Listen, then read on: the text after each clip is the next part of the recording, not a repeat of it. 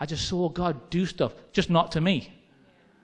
And you could get bitter and twisted about that, but I was happy for those people that they didn't die. One lady in the middle of that dark time there came to me and said, would you come to the hospital and pray? Pray. And she burst into tears. It took her an hour to tell me her son's name. She was so brokenhearted. His name was Paul. She said he hasn't slept for 2 days. He's got leukemia. And she says, I've been watching him. His body is vibrating with the pain. So I said, okay, this was in the middle of this time for me. So she goes, my family are Jewish and they don't want anything to do with Christianity, so you can't preach to them. I said, that's fine, I'll care about him, not so much them. So I'll go to the hospital. Literally, the bed was where those people are there, and I open the door, and there I am. And there's this, like, walk. It's a bit like going to the gas chamber or something. They were all standing there, and they all went... I went, no, the Rottweiler's back. I had to walk all the way across the room like that. As I walked across, they all walked back past me. Just didn't even look at me. She'd already told me he doesn't want anybody praying for him. Don't tell him you're from the church. Well, you know, when you're from Stoke, you don't really care. You know, we're just frank. That's all we are. Not named Frank, we're just frank, you know.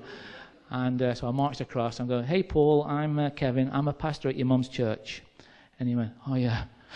And I've never seen anybody in so much pain. His body was vibrating on this kind of bed. It looked like a metal bed to me. I'm sure it wasn't. But his body was vibrating like this, going up and down. And he hadn't slept for 2 days. And he's had this pain for like days. And I said, hey, your mom asked me to come, and I'm going to pray for you. And you just close your eyes, man, you're fine, you know.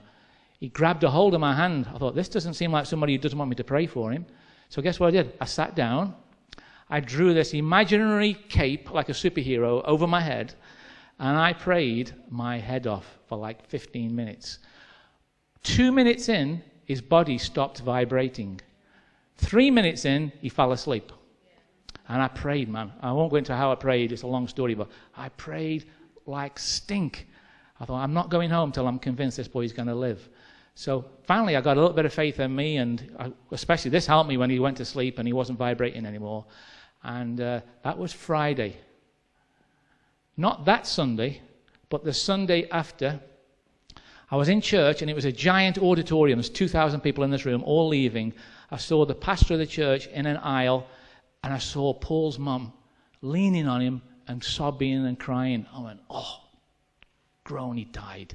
So that's what I thought. The next service goes through. I go to the back office where the pastor was afterwards, and he looked at me like this, and he goes, what were you up to last week? I went, did he die? He went, no. They sent him home on Tuesday. He hasn't got leukemia anymore. See, in my darkest time, grinding at the mill, losing my vision, getting tired, worn out, just feeling like I was on my own, like Cliff Henderson's forgot all about me. He has no idea I'm still alive, and I'm like that. And God came through. It was awesome. Me and God made a memory.